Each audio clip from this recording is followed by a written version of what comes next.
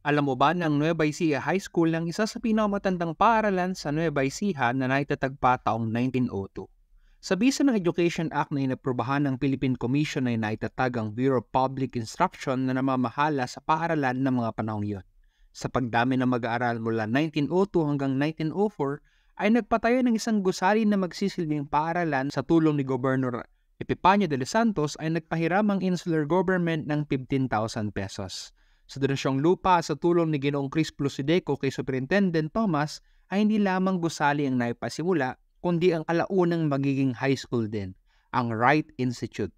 1902 ay binuksan ng isa sa mga pampublikong paaralan sa labas ng Maynila at isa sa pinakamatanda sa Nueva Ecija. Ito ang Wright Institute bilang pagkilala kay Governor General Luke Wright na unang naitayo sa San Isidro, Nueva Ecija. Kinalaunan ay napalitan ng pangalang Nueva Ecija High School ang pangalang Wright Institute at nailipat sa Cabanatuan City taong 1927. Pinangasiwaan ni Architect Thomas Mapua ang paggawa nito sa Cabanatuan.